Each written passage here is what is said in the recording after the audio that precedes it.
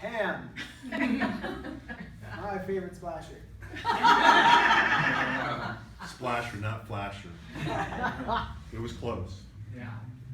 So Pam, watch that PFD. What? What? Trying to screw yourself into the seat. What? So do you see what I mean about Uh-huh. throwing your chest around? Yeah, I do. Right? So and shoulders and chest, so your whole torso, you're finishing your stroke, and your whole torso, you're jerking it into the next stroke. And sometimes your hips are getting set up after the fact, but a lot of time they're not. So relax, breathe on the recovery, right? The recovery shouldn't be more work than the pull, and let yourself lead from the hips. Right? It should be a controlled motion. Leslie might want to put you through some 4-count paddling drills where it's 1, 2, 3, 4, 1, 2, 3, 4, so that you can't snap. Right? You're recovering faster than your pulls right now, and that's never a good thing. So that's going to be the biggest thing, right? Because it's going to be tough to fix anything else, or it's going to be tough to progress and make steps until you get that, because with that, your hips it's going to be tough to have your hips in the right place. And it's going to be tough to control a lot of the rest of your body movements. Things to be cautious of, again, with that chest coming so far around, right? You see the position that you're in, right? So weak shoulder position, right? So, and these are scary motions because you're jerking it around, so you're creating a very violent movement and then ending up in a weak position at both shoulders.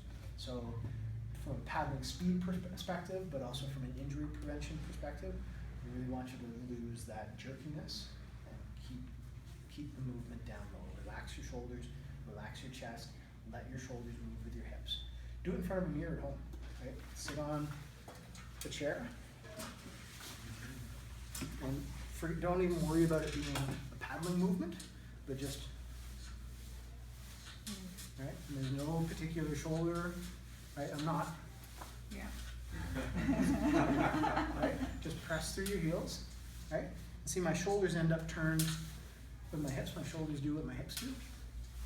Right? That's all I need to do. Right? So you can practice it. You can do it standing. Do your salsa hips. Okay? Practice that way, but learn and watch yourself in a mirror so you get a sense of what it feels like and what it looks like. Like start to build that muscle memory around moving from your hips with relaxed shoulders and relaxed torso. Okay. Same thing in the boat. Every time you get in the boat, don't even pick your paddle up.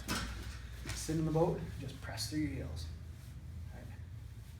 Press through your heels, and just get that hip rotation to stay nice and relaxed. Right. So then when you do grab your paddle, just try to keep that same kind of motion going. Right? Keep it. Even if you have to say to Leslie for a couple practices, I'm not going to pull any water tonight, coach. I'm just going to go easy. See how that Sounds goes good. down. Can I have that? But make it about rhythm. Dead weight. Because the thing is, as soon as you go back to power, right, your muscle memory is going to come back and you're going to tighten up. Right? I'm going to go hard.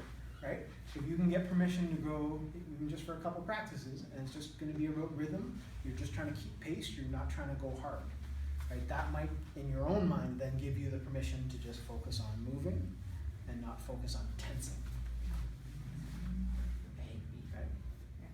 Right? So that's got to be the starting point for you. Don't worry about anything else until you start to get some comfort levels.